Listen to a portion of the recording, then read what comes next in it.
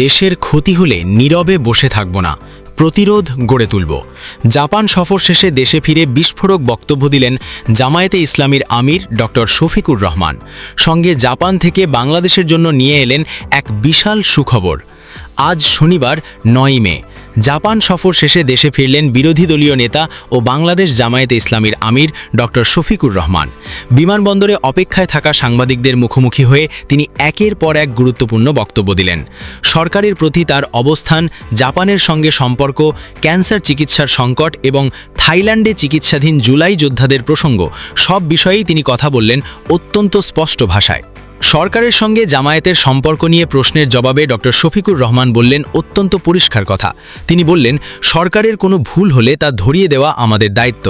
সরকার যদি ভালো কাজের উদ্যোগ নেয় তাহলে আমরা সহযোগিতা করব, কিন্তু যদি দেশের ক্ষতি হয় আমরা নীরবে বসে থাকব না। আমরা আওয়াজ তুলব, প্রতিবাদ করব, প্রয়োজনে প্রতিরোধ গড়ে তুলব। এটাই হবে দায়িত্বশীল বিরোধী দল হিসাবে আমাদের কাজ। এই বক্তব্যে জামায়াতের অবস্থান অত্যন্ত স্পষ্ট। তারা অন্ধভাবে বিরোধিতা করবে না, আবার নীরব দর্শকও থাকবে না। সরকারের ভালো কাজে সহযোগিতা এবং ক্ষতিকর পদক্ষেপে প্রতিরোধ, এটাই তাদের রাজনৈতিক কৌশল। এরপর তিনি বললেন জাপানের সঙ্গে বাংলাদেশের সম্পর্ক নিয়ে। ডক্টর শফিকুর রহমান জানালেন, জাপান বাংলাদেশকে নিয়ে অনেক ইতিবাচকভাবে চিন্তা করছে। জাপানি প্রতিনিধিরা মনে করছেন বর্তমান সংসদ বিগত সংসদ থেকে ব্যতিক্রম, কারণ এখানে বিরোধী দল যেমন সরকারের সমালোচনা করছে তেমনি প্রয়োজনে সহযোগিতাও করছে। এই গণতান্ত্রিক পরিবেশ দেখে জাপান বাংলাদেশের প্রতি আরও বেশি আগ্রহী হচ্ছে। এখন আসা যাক সবচেয়ে গুরুত্বপূর্ণ অংশে।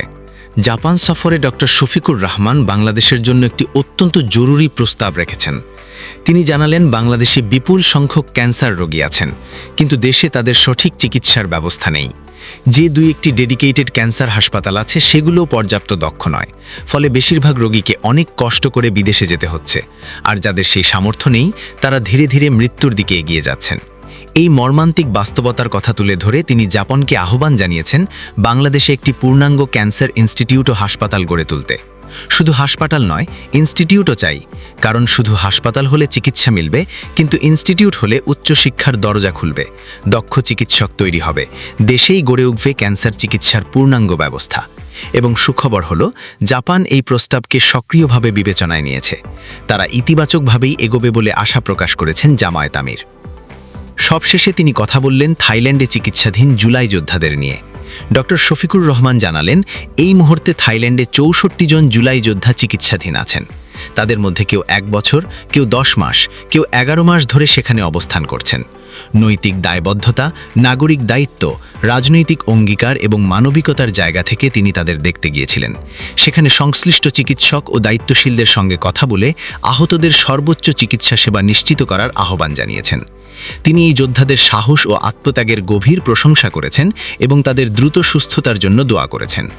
সব মিলিয়ে আজকের এই সংবাদ সম্মেলনে ডক্টর শফিকুর রহমান 3টি গুরুত্বপূর্ণ বার্তা দিয়েছেন। 1. সরকারের ভুলে প্রতিরোধ করব, ভালো কাজে সহযোগিতা করব। 2. জাপানে ক্যান্সার ইনস্টিটিউটের প্রস্তাব রাখা হয়েছে, জাপান ইতিবাচকভাবে বিবেচনা করছে। 3. থাইল্যান্ডে আহত জুলাই যোদ্ধাদের পাশে দাঁড়ানো মানবিক ও রাজনৈতিক দায়িত্ব।